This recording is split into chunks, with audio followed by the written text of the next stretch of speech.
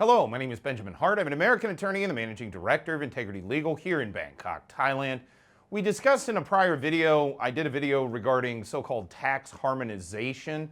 I even did another one going back a while ago, the principle of tax.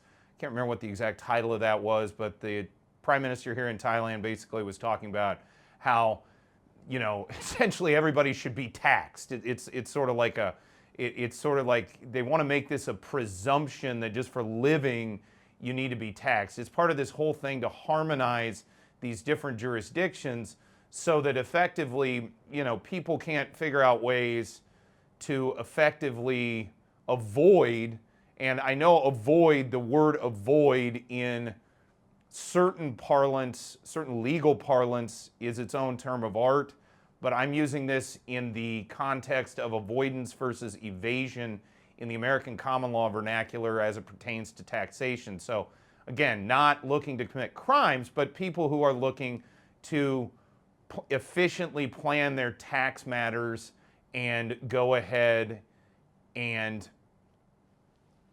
avoid certain taxes because they may be able to avail themselves of benefits in one jurisdiction that may not exist in another. But the sort of international bureaucratic class, if you will, is attempting to close the loopholes. I hate that term, but they're attempting to essentially stop that practice. Basically, they just want to suck every ounce of blood out of everybody if they can, I imagine. And I don't find this funny, by the way. It's almost gallows humor talking about this. As I've discussed in other videos, I am a tax attorney. I'm a member of the U.S. Tax Court, but I'm not a big fan of tax. I mean, this isn't some, and I really don't believe in this notion that there's some overarching principle whereby people need to be taxed just by dint of their existence. I think that's silliness. I think it goes against general notions of individual sovereignty, etc. That being said, here we are in the world in which we live in, and Thailand is thinking about joining this OECD. And the OECD, which stands for the Organization for Economic Cooperation and Development, it has a lot to do with all this tax stuff, so it's worth noting. In fact, we may make the title of this video, Should Thailand Join the OECD, and how does that pertain to tax? So we'll throw that on there. In any event, so I thought of making this video after reading a recent article from the Bangkok Post, bangkokpost.com. Article is titled, Thailand Begins OECD Membership Process. Quoting directly, Thailand has developed a roadmap to become a member of the Organization for Economic Cooperation and Development, OECD. However, some international economists have warned that joining the affluent club of countries may bring more drawbacks than benefits. So one thing I would note here is there was a time where I would say, yeah, unequivocally, the membership was affluent. And the current state of economic affairs that we're seeing in the world right now, affluence is maybe a little bit of a strong term when referring to certain Western jurisdictions. Quoting further, the OECD was founded in 1961 by developed countries. 50 years on, its membership has expanded geographically to include Latin America, Asia, and the Pacific. Again, the verbiage with this stuff always kind of makes me chuckle. Developed countries, I mean, okay, in 1961, what did that mean? Which, first of all, I find it fascinating. There's this kind of presumption of a sort of time where Thailand was very sort of almost primitive and there weren't hardly any people. It was like a much more rural place. I had a friend over in Phnom Penh for a number of years who used to run a guest house over there, and he had actually been coming to Southeast Asia for decades because his father had worked for the US government. He had traveled over here as a child, and he was an avid photographer. He's a photography enthusiast, and he had, as a kid, taken photos around different parts of Thailand, and Phnom Penh for that matter, and had, as time had gone on, he'd primarily done this with Thailand because there's a bit of an interruption in going over to Cambodia there for quite a little while.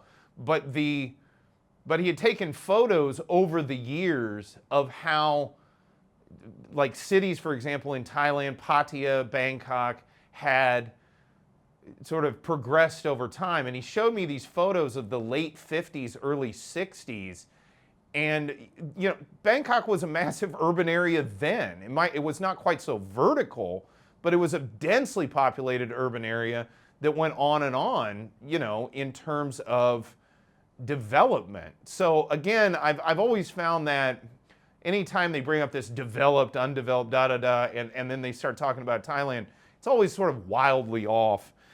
In any event, quoting further, there are only 2 members from Asia, Japan and South Korea, though Indonesia is in the process of applying for membership. Within the ASEAN bloc, no countries are members of the OECD.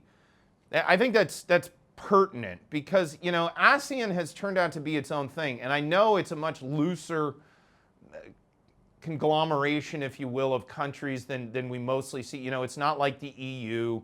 It's not like it's not even like CARICOM or some of these other places. It's much looser, but it works. I'm constantly baffled by people that come here, especially so-called analysts and things, and they look at Thailand and they say, well, Thailand should do this, that, or the other thing. It's like, well, should they? If whatever they're doing is working, why mess with it, And that's kind of what I have to say about this OECD thing for Thailand. I mean, we're in ASEAN, Thailand can chart its own course. Why does it need to be part of this? And also, if it was so important, why didn't somebody invite Thailand in earlier? It's been around since 1961, and it's not like Thailand hasn't been deeply interactive with the West since that time period. Why now? I'm starting to wonder, is it perhaps because Thailand is wealthy, is in the area of the world that is going to see rapid further industrialization, so will presumably get more wealthy, and the West is worried about being left behind, and so they want to sort of, throw some latches, if you will, onto some of these Asian nations like Indonesia and Thailand and sort of get a piece of their action, so to speak. That's speculation on my part, but I don't think it's completely unreasonable. Quoting further, Thailand recently submitted a letter of intent expressing its commitment to join the bloc to the OECD Secretary General in February, but the approval process is lengthy. Well, good. Quoting further, once an application is submitted for approval by the OECD's 38-member council, it typically takes 7 or 8 years. Well, yeah, let's just pump the brakes and really think about this. Quoting further, for Thailand, the government's planning unit has set a goal to shorten this timeline to 5 years. Well, my next question is why? Was anybody consulted about this? And during the campaign season that we just saw last year, did anybody even talk about this? Because I don't remember anybody saying, hey, it's our priority to get Thailand in the OECD. What would the voters have thought about that if it was really explained to them? I don't know the answer to that question, but I remember this past campaign season, and I don't remember anybody talking about this particular issue.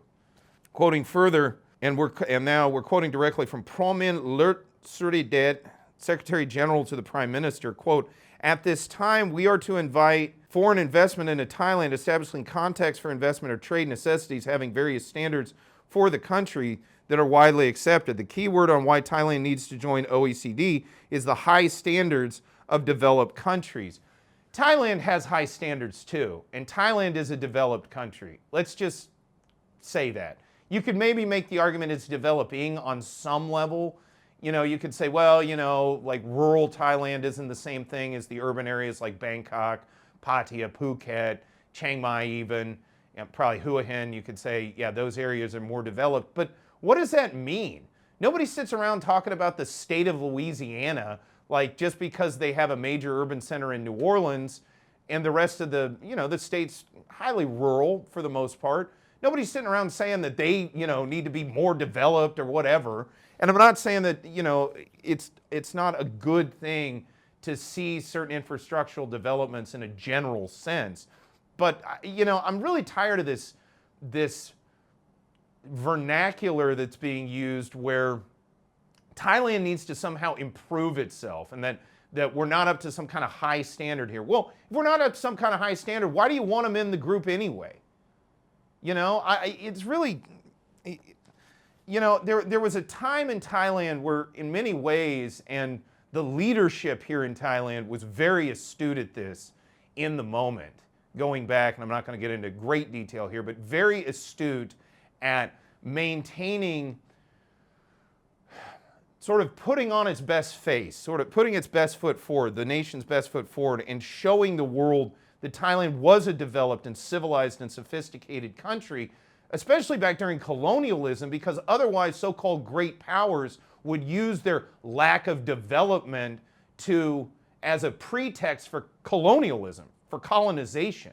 And the Thais did a spectacular job of rebuffing that and fending that off. They're actually very proactive in doing that. What worries me is that same mindset, which is sort of ingrained in the thinking of many Thai people, might operate against them moving forward. Because again, I don't really see what the great benefit of joining this OECD is. I really don't understand the benefits of most of these supranational organizations, the so-called EU, even the Eurasian Economic Union, all of these things. It just looks to me like a lot of power consolidation by a lot of elitists. That's what it looks to me like.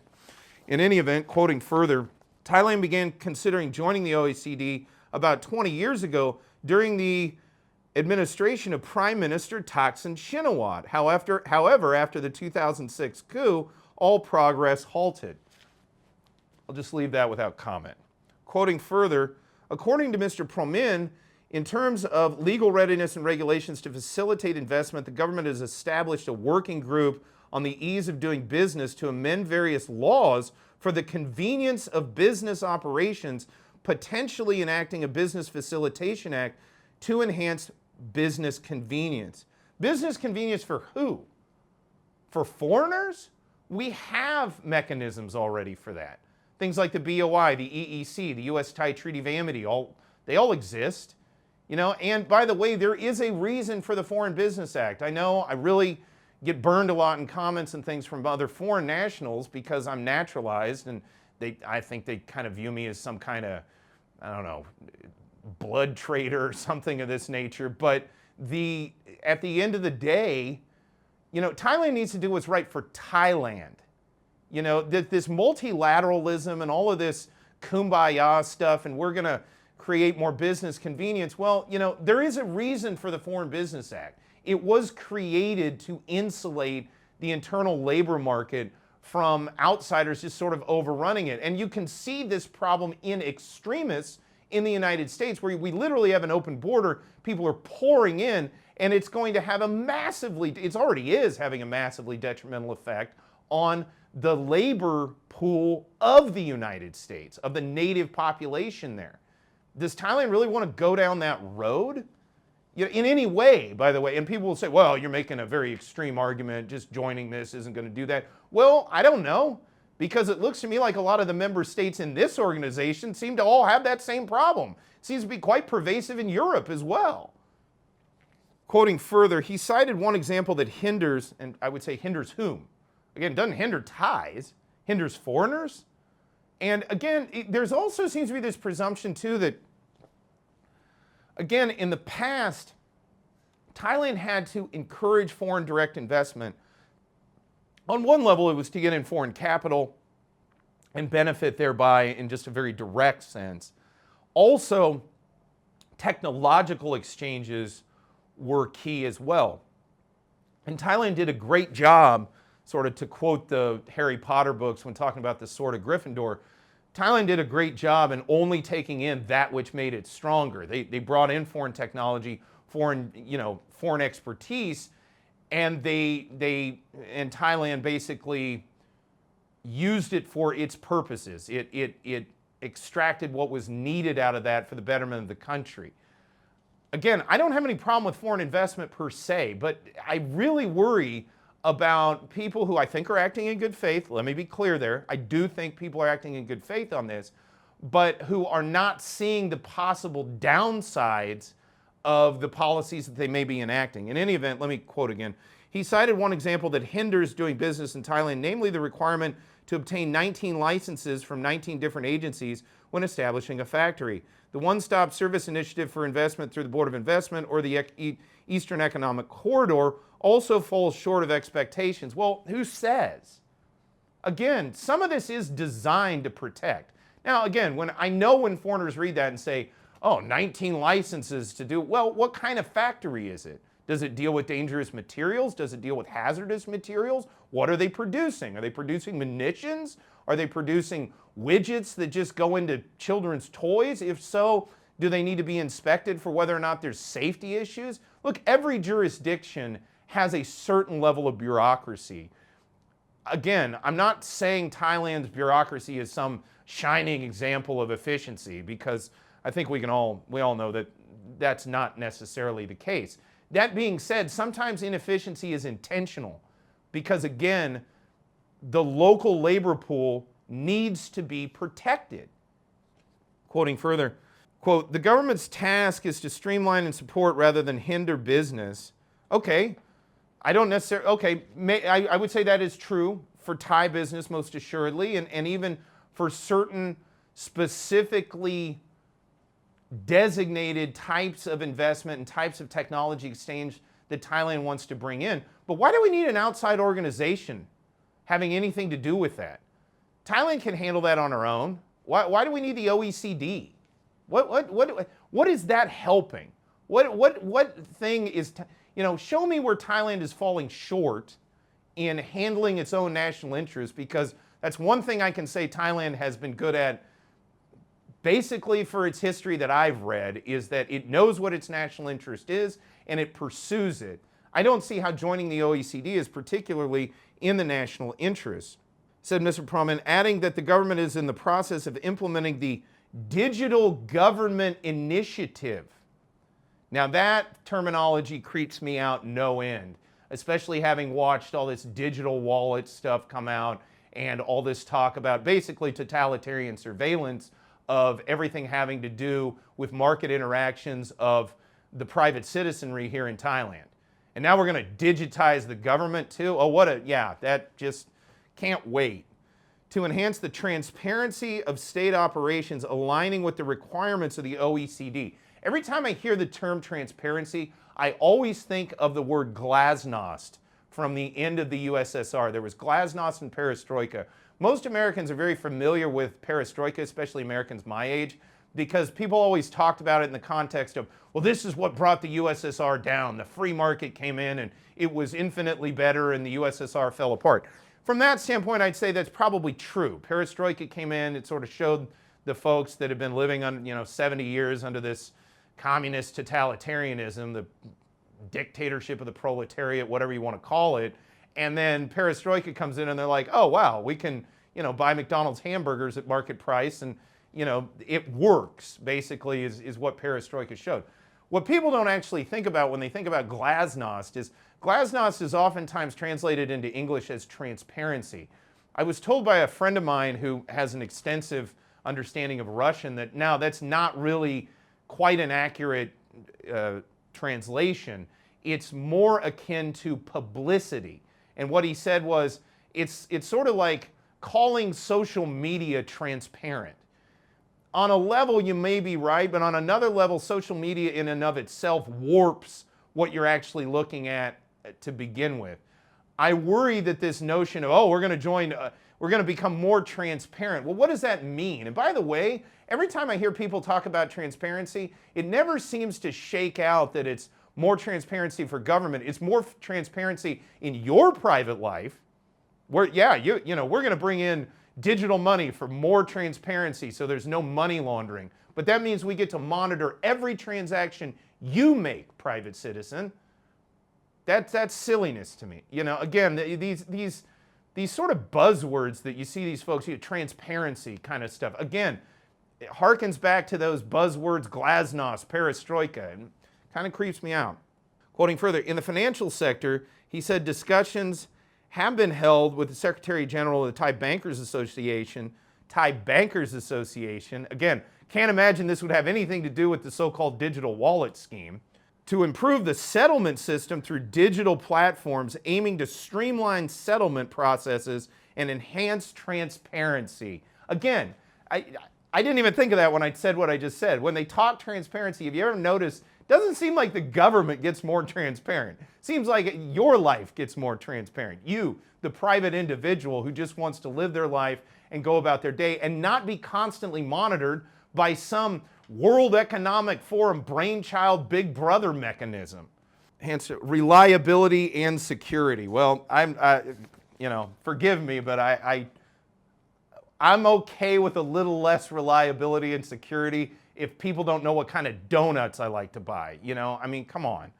Quoting further, Sompab Manorungsan, president of the Panyapiwat Institute of Management and a specialist on the Chinese and U.S. economies, said the OECD is a club of wealthy nations representing countries with per capita incomes exceeding U.S. $13,000. Among the current 38 OECD member countries, there is only one country in Latin America that falls below the threshold of high income, instead categorized within the group of middle income nations. Quoting further, if Thailand and Indonesia become members of the OECD, they would be minority countries within the organization. Well, yeah, and we're talking about two countries that have totally disparate priorities in what they're doing. Thailand and Indonesia are heading into a totally different direction in terms of the economic horizon, both on a regional and a global scale. Okay, these are part of Asia at the end of the day, and let's be clear. Asia is industrializing, and it really doesn't matter what the West does. Asia's going to continue industrializing. I just don't see any other outcome there, at least in the immediately foreseeable future, and by that I mean the next few years. Yeah, Asia's just going to keep industrializing. Is that what the West is doing? Quoting further, more importantly, if Thailand becomes a member of the OECD, it would change Thailand's status from a middle-income country, and the nation would need to contribute funds to less developed nations. Well, I'm here to tell you, as an American-born person, and as somebody, you know, who routinely keeps track of American politics, you know, I am pretty disgusted with all of this foreign aid so-called, which I often wonder if it's truly aid or, you know, it's sort of, how do you put it, sort of economic largesse that's put out by the legislative mechanism in the United States to sort of act as, I hesitate to call it compensation, but as sort of a quid pro quo, if you will, to the so-called donor class back in the United States. Not going to get too deep into that, but does Thailand really need to do that? Does Thailand really need to dig into her own wealth that she needs to take care of her own people, which according to this government, we have a sluggish economy and we need to be worried about all of these things, and we need a stimulus which can only apparently come from a $500 billion debt indebtedness that creates an infrastructure that will create a totalitarian surveillance grid for our monetary transactions. But at the same time, we're developed enough that now we can just start throwing money out to other countries? That doesn't make any sense. And finally, quoting directly, the OECD does not have cooperation guidelines with binding agreements, unlike free trade agreements or groups like the EU. Well, okay, so I guess there's one consolation. If Thailand joins this, it's not going to get sucked into something akin to the EU. Quoting further, which have shared commitments. Therefore, the trade and investment benefits that Thailand would gain from OECD membership are less substantial compared to the potential drawbacks. Yeah, and that's a good point. You need to do a cost-benefit analysis on this thing. Look at what Thailand would have to give up by joining in this, and what are the benefits. And I got to be honest, if I'm looking at these so-called developed nations and their economic policies the last 15 years, especially in the West, what is Thailand going to get out of this long term? Because it doesn't look like to me there's going to be a lot to be gained down the road. And meanwhile, it looks to me like Thailand is going to have to change the way she does things. She's, you know, again, we're going to sacrifice the insulation of our own labor market to some, it's almost like magic bean thinking, you know, that somewhere down the road, joining into this and going along with all this is somehow magically going to create prosperity. Where's the prosperity going to come from? What countries that don't do business with Thailand now are going to start doing business with Thailand? And why is it required that Thailand essentially put on a pair of what can only be described as sort of golden handcuffs to go along with that? Not a lot of this makes a lot of sense to me. Again, one silver lining is, at least for the moment, they're saying, yeah, this is going to be a lengthy process. So hopefully we'll pump the brakes before we make a terrible decision long term.